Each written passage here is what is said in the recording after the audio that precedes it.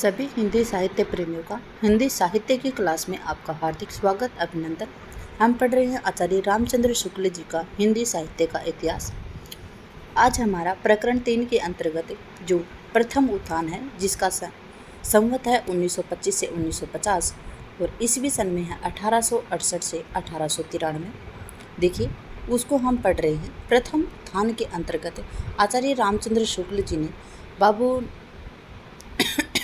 हरिश्चंद्र जी के बारे में और उनके जो मंडल के कवि हैं उनके बारे में और अन्य जो कवि हैं उनके बारे में डिटेल से दिया गया है। जो इनके बारे में महत्वपूर्ण इंपॉर्टेंट क्वेश्चन बन सकते हैं उनके बारे में मैंने आपको समझाया है। आज हमारा अंतिम वीडियो प्रचार कार्य भारतेंदु जी के समय के अंतर जितने भी कवि आए हैं उनके बारे में हम पढ़ चुके हैं। आज हम पढ़ेंगे प्रथम उत्थान का अंतिम वीडियो प्रचार कार्य। चलिए शुरू करते हैं। भारतेंदु के समय से साहित्य निर्माण का कार्य तो धूमधाम से ही चल रहा था। ठीक है, भारतेंदु के समय में साहित्य निर्माण का जो कार्य है, जो साहित्य के निर्माण मतलब ऐसे तो नहीं किसी चीज़ की नींव रखी गई हो या फिर कोई घर वगैरह बने गए हों, नहीं। साहित्य के बारे में जो लिख रहे थे, पुस्तकें लिख रहे थे, कोई पत्र पत्रिकाएँ लिख रहे, कोई उपन्यास लिख रहे, कोई नाटक लिख रहे हैं, वो साहित्य निर्माण का कार्य बहुत ही धूमधाम से चल रहा था। उस साहित्य के सम्यक प्रचार में कई प्रकार की बाधाएं भी आती रहती थी। अदालतों की भाषा बहुत पहले से ही उर्दू चली आ रही थी, ये हम पीछे भी पढ़ चुके हैं। इससे अधिकतर बालकों को अंग्रेजी के साथ या अकेले उर्दू की शिक्षा ही दी जाती थी। अंग्रेजी के साथ किसकी शिक्षा दी जाती थी? उर्दू की शिक्षा दी जाती थी। शिक्षा का उद्देश्य अधिकतर सरकारी नौकरियों के योग्य बनाना ही समझा जाता। शिक्षा का उद्देश्य क्या था? सरकारी नौकरी प्राप्त करना, और सरकारी नौकरी प्राप्त करने के लिए वकालत की भाषा क्या है? उर्दू। अंग्रेजी सीखनी पड़ेगी क्योंकि उसमें अंग्रेजों का शासन था, और भाषा कैसे सीखनी पड़ेगी? उर्दू। इससे चारों ओर उर्दू पढ़े लिखे लोग ही दिखाई पड़ते थे। ऐसी अवस्था में साहित्य निर्माण के साथ ही हिंदी का प्रचार का उद्योग बराबर चलता रहता था। स्वयं बाबू हरिश्चंद्र को हिंदी भाषा और नागरिक अक्षरों की उपयोगिता समझाने के लिए बहुत से नगरों में व्याख्यान देने के लिए जाना पड़ता था। किनको जाना पड़ता था? बाबू हरिश्चंद्र जी को। उन्होंने इस संबंध में कई पैम्फलेट भी लिखे थे। हिंदी प्रचार के लिए बलिया में बड़ी भारी सभा हुई, जिसमें भारतेंदु का बड़ा मार्मिक व्याख्यान था। क्या था? वे जहाँ जाते थे अपना यह मूल मंत्र अवश्य लेके जाते थे। क्या लेते? देखिए, किसका ये क्वेश्चन आ सकता है क्योंकि इससे संबंधित पहले भी क्वेश्चन आ चुके हैं। निज भाषा उन्नति है, सब उन्नति को मूल, बिन निज भाषा ज्ञान के मिनट नहीं मिटत नहीं को सूल। मतलब निज भाषा उन्नति है, मतलब अपनी निज भाषा की उन्नति के लिए सब उन्नति का मूल, हमारी सभी उन्नतियों का मूल ही क्या है? कि हमारी निज भाषा की उन्नति हो। बिन निज भाषा ज्ञान के, और अपनी जो हमारी खुद की निज भाषा क्या, हमारी मातृभाषा हिंदी, उसके ज्ञान के मिटत न ही को सूल, मतलब हमारे हृदय के, ठीक है, जो हमारे हृदय के कपट हैं या फिर हमारे हृदय के कष्ट हैं, दुख हैं, वो नहीं मिट सकते हैं। इसी प्रकार पंडित प्रताप नारायण मिश्र भी हिंदी हिंदू हिंदुस्तान का राग अलापते फिरते थे। ठीक है, हिंदी हिंदू हिंदुस्तान का राग अलापने वाले कौन थे? पंडित प्रताप नारायण मिश्र। पूछा जाए हिंदी हिंदू हिंदुस्तान किन से संबंधित है, तो प्रताप नारायण मिश्र से संबंधित है। ठीक है, कई स्थानों पर हिंदी के प्रचार के लिए सभाएं भी स्थापित करते थे। बाबू तोताराम द्वारा स्थापित अलीगढ़ में भाषा संवर्धनी सभा का उल्लेख हो चुका है, क्योंकि जब हमने बाबू तोताराम के बारे में पढ़ा था तो हम पढ़ चुके थे कि बाबू तोताराम जी ने अलीगढ़ में भाषा संवर्धनी सभा की स्थापना की थी। ठीक, ऐसा ही एक सभा सन 1884 में हिंदी उदारणी प्रतिनिधि मध्य सभा के नाम से प्रयाग में प्रतिष्ठित हुई थी। देखिए, भाषा संवर्धनी की तरह ही एक सभा और हुई थी, हिंदी उदारणी प्रतिनिधि मध्य सभा। कब हुई थी? सन 1884 में। कहाँ पे हुई थी? प्रयाग में हुई थी। सरकारी दफ्तरों में नागरिक के प्रवेश के लिए बाबू हरिश्चंद्र ने कई बार उद्योग किया। सफलता न प्राप्त होने पर भी इस प्रकार का उद्योग बराबर चलता ही रहता था। हिंदी के लिए बार बार प्रयत्न किया जाता था, लेकिन प्रयत्न उनका असफल हो जाता था। सफलता न मिलने पर भी सफलता न मिलने पर भी बराबर उद्योग वो करते रहते थे। जब लेखकों की दूसरी पीढ़ी तैयार हुई तब उसे अपनी बहुत कुछ शक्ति प्रचार के काम में लगानी पड़ी थी। भारतेंदु के अस्त होने के उपरांत जो जो हिंदी गद्य साहित्य की वृद्धि होती गई, त्यों त्यों प्रचार की आवश्यकता भी अधिक दिखाई पड़ती गई। अदालती भाषा उर्दू होने से नवशिक्षितों की अधिक संख्या उर्दू पढ़ने वालों की थी, जिसमें हिंदी पुस्तकों के प्रकाशन का उत्साह बढ़ने नहीं पाता था। इस साहित्य संकट के अतिरिक्त नागरिक का प्रवेश सरकारी दफ्तरों में न होने से जनता का घोर संकट भी सामने था। अतः संवत 1950 में कई उत्साही छात्रों के उद्योग से, जिनमें बाबू श्याम सुंदर दास, पंडित राम नारायण मिश्र, ठाकुर शिव कुमार मुख्य थे। ठीक है। काशी नागरणी प्रचारणी सभा की स्थापना हुई थी। कब हुई थी? 1950 में कई उत्साही छात्रों के उद्योग से बाबू श्याम सुंदर दास, पंडित राम नारायण मिश्र और ठाकुर शिव कुमार सिंह मुख्य थे और इनके द्वारा काशी नागरिक प्रचारणी सभा की स्थापना हुई थी। सच पूछिए तो इन्होंने सभा की सारी समृद्धि और कीर्ति बाबू श्याम सुंदर दास के त्याग और सतत परिश्रम का फल था। किसके? बाबू श्याम सुंदर दास जी के त्याग और सतत का परिश्रम का फल था। वे ही आदि से अंत तक इसके प्राण स्वरूप स्थित होकर बराबर इसे अनेक बड़े उद्योगों से तत्पर करते रहे थे। ठीक है। इनके प्रथम सभापति भारतेंदु जी के फुफेरे भाई राधा कृष्ण दास हुए थे। ठीक है। प्रथम सभापति कौन हुए थे? भारतेंदु जी के जो फुफेरे भाई थे राधा कृष्ण दास, वो थे। इनके सहायकों में भारतेंदु के सहयोगियों में से कई सज्जन थे, जैसे राय बहादुर पंडित, लक्ष्मी शंकर मिश्र, M.A. खंगविलास प्रेस के स्वामी बाबू रामदीन सिंह, भारत जीवन के अध्यक्ष बाबू राम कृष्ण वर्मा, बाबू गदाधर सिंह, बाबू कार्तिक प्रसाद खत्री इत्यादि। इस सभा के उद्देश्य दो थे: नागरी अक्षरों का प्रचार और हिंदी साहित्य की समृद्धि। पूछा जाए आपसे, जो नागरी प्रचारणी सभा है उसका उद्देश्य क्या था? तो नागरी अक्षरों का प्रचार था और हिंदी साहित्य की समृद्धि थी। ठीक है। किसके कठिन प्रयास और त्याग की वजह से हुआ था? तो श्याम सुंदर दास की वजह से। ठीक है। उक्त दो उद्देश्यों में से यद्यपि प्रथम का प्रत्येक संबंध हिंदी साहित्य के इतिहास से नहीं जान पड़ता। देखिए, प्रथम कौन सा है? नागरी अक्षरों का प्रचार। तो प्रथम दो उद्देश्य हैं, यद्यपि प्रथम का प्रत्येक संबंध, प्रथम कौन सा है? नागरिक अक्षरों का प्रचार।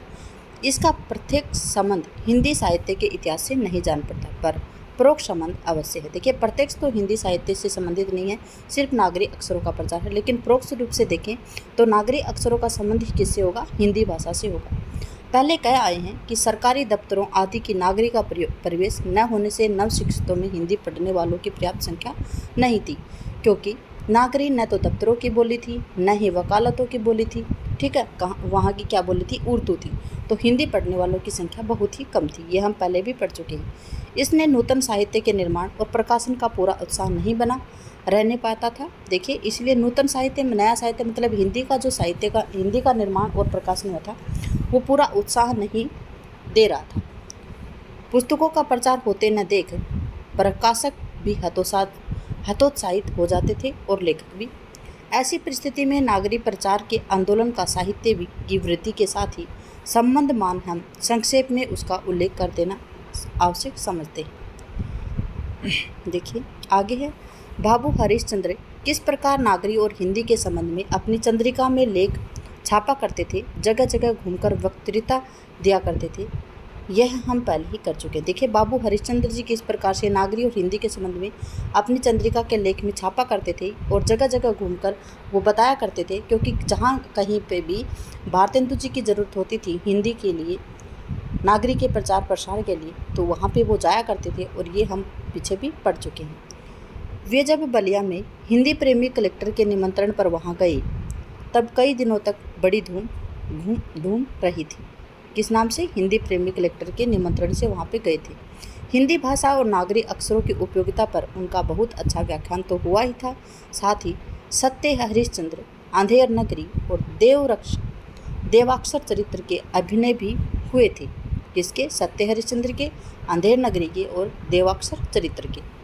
देवाक्षर चरित्र पंडित रविदत्त शुक्ल का लिखा हुआ एक प्रश्न था। देखिए, जो देवाक्षर चरित्र है वो किसका है? पंडित रविदत्त शुक्ल जी का। और क्या है? एक प्रश्न है। जबकि 2 सत्य हरिश्चंद्र और अधेर नगरी किसके थे? भारतेंदु हरिश्चंद्र जी के थे।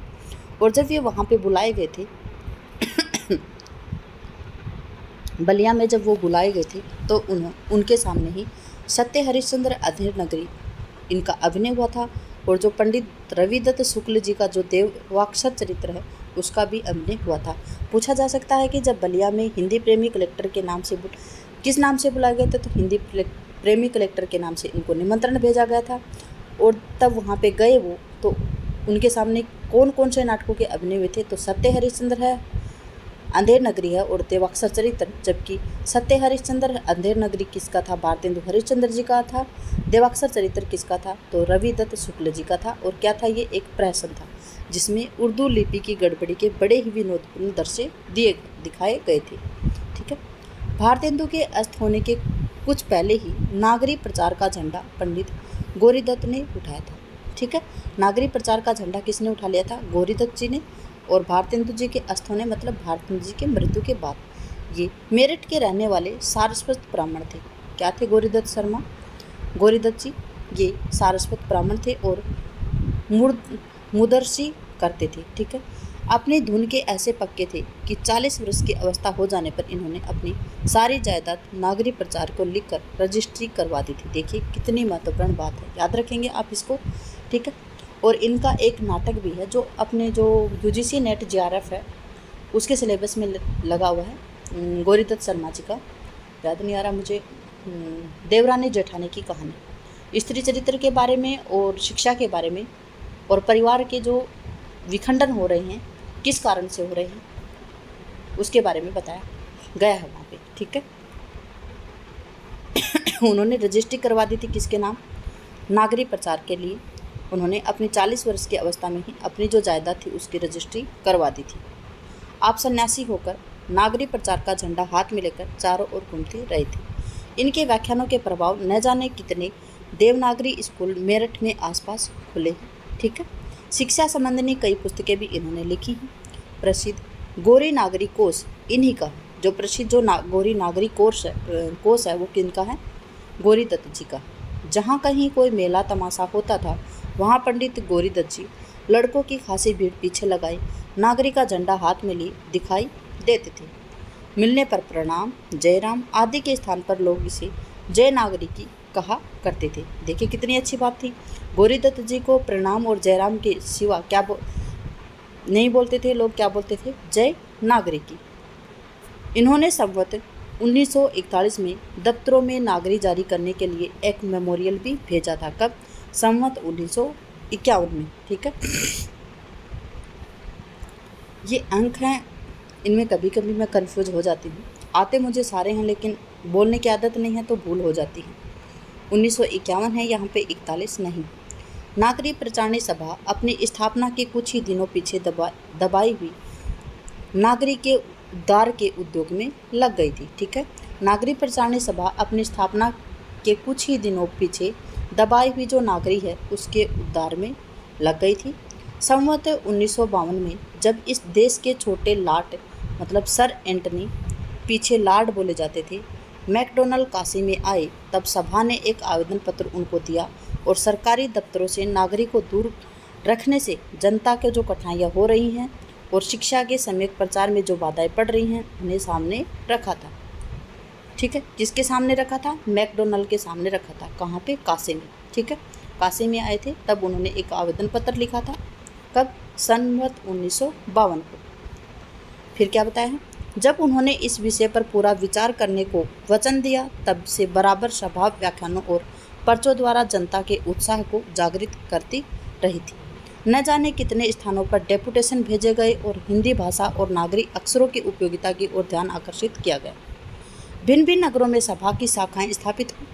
संवत 1955 में एक बड़ा प्रभावशाली डेपुटेशन जिसमें अयोध्या नरेश महाराज प्रताप नारायण सिंह, मांडा के राजा राम प्रसाद सिंह, आवागढ़ के राजा बलवंत सिंह, डॉक्टर सुंदरलाल, पंडित मदन मोहन मालवीय ऐसे मान्य और प्रतिष्ठित लोग लाट साहब से मिला और नागरी मेमोरियल अर्पित किया था। ठीक है। कब? संवत 1955 को। ठीक है, कौन कौन मिले थे? अयोध्या के नरेश महाराजा प्रताप नारायण सिंह, मंडा के राजा राम प्रसाद सिंह, आवागढ़ के राजा बलवंत सिंह, डॉक्टर सुंदरलाल, पंडित मदन मोहन मालवीय लाट साहब से मिले और नागरी मेमोरियल अर्पित इनको किया था। उक्त मेमोरियल की सफलता के लिए कितना भीषण उद्योग प्रांत भर में किया गया था, यह बहुत लोगों को स्मरण होगा। सभा की ओर से न जाने कितने सज्जन सब नगरों में जनता के हस्ताक्षर लेने के लिए भेजे गए थे। उन्होंने दिन को दिन और रात को रात नहीं समझा। इस आंदोलन के प्रधान नायक देश पूज्य श्रीमान पंडित मदन मोहन मालवीय जी थे। याद रखेंगे कि जब नागरी मेमोरियल अर्पित किया गया था लाट साहब को और जनता के वहाँ पे हस्ताक्षर लेने थे, ठीक है, तो इस मेमोरियल की सफलता के लिए लोगों ने बहुत ही अच्छे प्रयास किए और इस मेमोरियल की सफलता के लिए सबसे पहले नाम आएगा किसका? देश पूज्य श्रीमान पंडित मदन मोहन मालवीय जी का।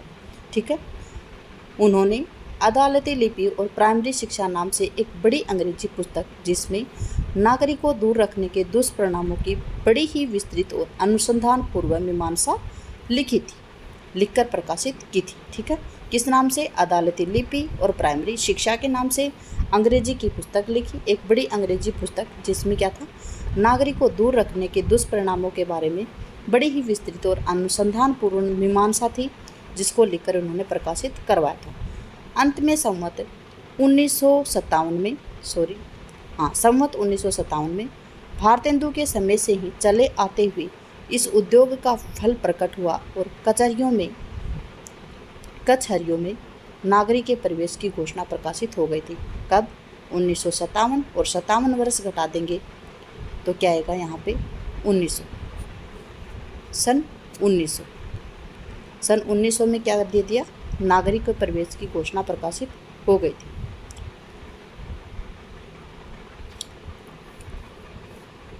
सभा के साहित्यिक आयोजनों के भीतर हम बराबर हिंदी प्रेमियों की सामान्य आकांक्षाओं और परिवर्तियों का परिचय पाते आ रहे हैं। पहले ही वर्ष नागरीदास का जीवन चरित्र नामक जो लेख पढ़ा था, वह कवियों के विषय में बढ़ती हुई लोक जिज्ञासा का पता देता। ठीक है, क्या था कि सभा के जो साहित्यिक आयोजनों के भीतर ही हम बराबर हिंदी प्रेमियों की सामान्य आकांक्षाओं और परिवर्तियों के परिचय पाते आ रहे हैं। ठीक है, और क्या है? पहले ही वर्ष नागरीदास का जीवन चरित्र नाम जो लेख पढ़ा गया था, वह कवियों के विषय में बढ़ती हुई लोक जिज्ञासा का पता देता है। क्या पढ़ा था? पहले वर्ष उन्होंने नागरीदास का जीवन चरित्र, और वो जो इस नाम से जो लेख निकला था वो पढ़ा भी गया और कवियों के विषय में बढ़ती हुई लोक जिज्ञासा का पता देता था।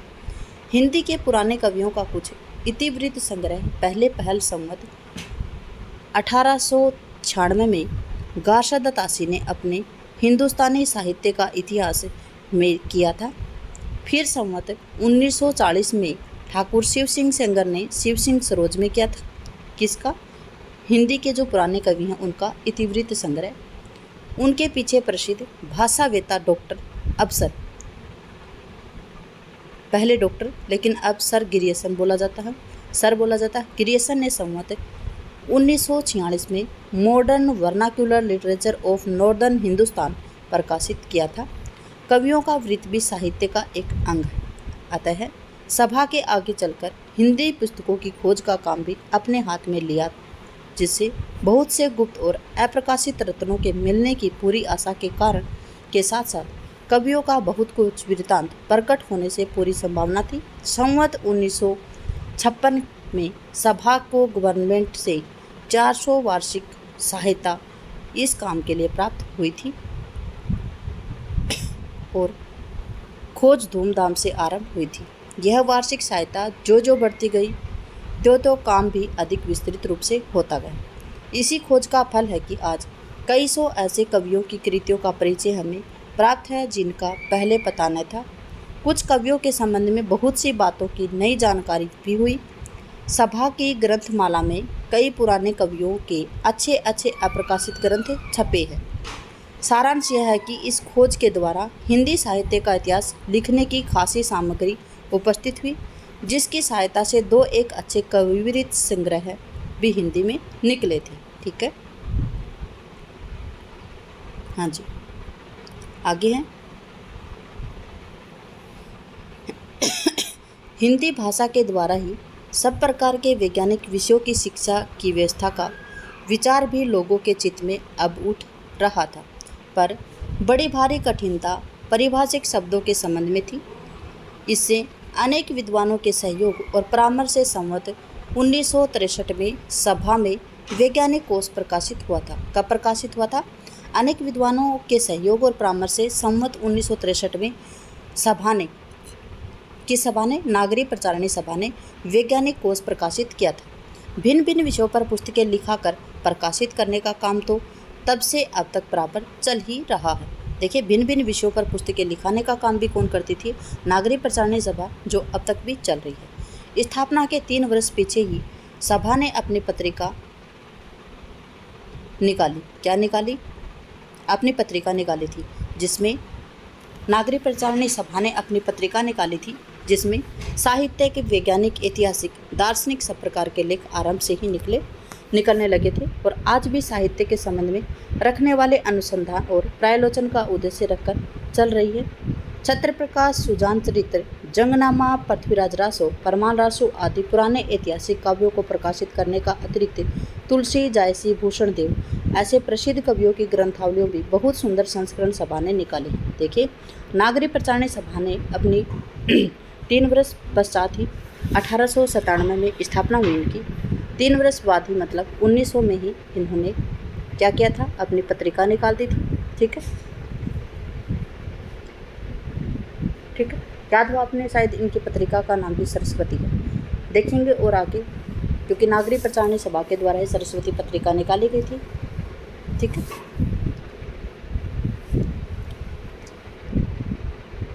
लेकिन इसमें क्या था कि जो ये नागरी प्रचारणी सभा थी, या ये क्या करती थी? इन्होंने जो छत्र प्रकाश है, सुजान चरित्र है, जगनामा है, पृथ्वीराज रासो है, परमाल रासो आदि जो पुराने जो ऐतिहासिक काव्य हैं उनको भी प्रकाशित करवाया और इसके अतिरिक्त तुलसी, जायसी, भूषण देव ऐसे जो प्रसिद्ध कवि थे उनकी ग्रंथावलियों के भी बहुत सुंदर संस्करण सभा ने निकाले। किसने? नागरी प्रचारणी सभा ने। मनोरंजक पुस्तक माला में 50 के ऊपर भिन्न भिन्न विषयों पर उपयोगी पुस्तकें निकल चुकी हैं। कितनी? 50 से अधिक पुस्तकें। किसके ऊपर? मनोरंजन जो पुस्तक माला, उसके ऊपर। हिंदी का सबसे बड़ा और प्रमाणिक व्याकरण और कोश हिंदी शब्द सागर इस सभा के चिरस्थायी कार्यों में गिने जाएंगे। ठीक है, हिंदी का सबसे बड़ा और प्रमाणिक जो व्याकरण व कोश है, किसके? हिंदी शब्द सागर के नाम से किसके द्वारा निकाला गया है? इसी सभा के द्वारा, मतलब नागरी प्रचारणी सभा के द्वारा। इस सभा ने अपने 35 वर्ष के जीवन में हिंदी साहित्य के वर्तमान काल की 3 अवस्थाएं देखी। ठीक, जिस समय यह स्थापित हुई थी उस समय भारतेंदु द्वारा प्रवर्तित प्रथम उत्थान की ही परंपरा चली आ रही थी। ठीक है, यह प्रचार काल था। नागरी अक्षरों और हिंदी साहित्य के प्रचार के मार्ग में बड़ी बड़ी बाधाएं थीं। नागरी प्रचारणी पत्रिका की प्रारंभिक संख्याओं को यदि हम निकाल कर देखें तो अनेक विषय के लेखों के अतिरिक्त कहीं कहीं ऐसी कविताएं भी मिल जाएंगी, जैसी श्रीयुत पंडित महावीर प्रसाद द्विवेदी की नागरी तेरी यह दशा। ठीक है, किसकी? महावीर प्रसाद द्विवेदी जी की कविता है ये, नागरी तेरी यह दशा। आगे है, नूतन हिंदी साहित्य का वह प्रथम उत्थान कैसा हंसता खेलता सामने आया था। भारतेंदु के सहयोगी लेखकों का वह मंडल किस जोश और जिंदादिली के साथ और कैसी चहल पहल के बीच अपना काम कर गया, इसका उल्लेख पहले हो चुका है और हम कर भी चुके हैं, मैं आपको समझा भी चुकी हूँ। सभा की स्थापना के पीछे घर संभालने की चिंता और व्यग्रता के से कुछ चिन्ह हिंदी सेवक मंडल के बीच दिखाई पड़ने लगे थे। भारतेंदु जी के सहयोगी अपने ढर्रे पर कुछ न कुछ लिखते तो जा ही रहे थे, पर उनमें वह तत्परता और वह उत्साह नहीं रह गया था। ठीक है, वो अपने भारतेंदु के जो सहयोगी थे वो अपने ढर्रे पर कुछ ना कुछ लिखते जा रहे थे, लेकिन जो पहले उनमें तत्परता और उत्साह होता है वो उसमें नहीं रह गया था। ठीक है, क्या है कि जिस दिन हम सोचते हैं कि हमें इस प्रकार से तैयारी करनी है, लेकिन लग जाते हैं हम ज़ोरों शोरों से, 10-5 दिन तो करते हैं अच्छे से ज़ोर लगा के, और फिर हम सोचते हैं कि लंबा है परीक्षा का टाइम और हम ढीले पड़ जाते हैं। जैसे ही परीक्षा आती है नज़दीक, दोबारा ज़ोरों शोर से लग जाते हैं। तो ये हालत इन लोगों की हो गई थी। हिंदी अपने उत्थान पे चलने लगी थी, इनका काम ढीला हो गया। बाबू हरिश्चंद्र के गोलोकवास के कुछ आगे पीछे जिन लोगों ने साहित्य सेवा ग्रहण की थी, वो अब प्रौढ़ता प्राप्त करके काल की गति को परखते हुए अपने कार्य में तत्पर दिखाई देते थे। उनके अतिरिक्त कुछ नए लोग भी मैदान में धीरे धीरे उतर रहे थे। यह नवीन हिंदी साहित्य का द्वितीय उत्थान था, जिसके आरंभ में सरस्वती पत्रिका का दर्शन हुआ था। ठीक, किस नाम से? सरस्वती पत्रिका। अब जो नवीन जो द्वितीय उत्थान है वो सरस्वती पत्रिका का उत्थान, सरस्वती पत्रिका का दर्शन है। और सरस्वती पत्रिका कहाँ से शुरू होगी? द्विवेदी युग से शुरू होगी। ठीक है, महावीर प्रसाद द्विवेदी युग से। प्रकरण 3 को हम कंप्लीट पढ़ चुके हैं आधुनिक युग के अंतर्गत। क्लास में बने रहने के लिए आप सभी का धन्यवाद। आपका दिन शुभ रहे। जय हिंद, जय भारत, जय जवान, जय किसान।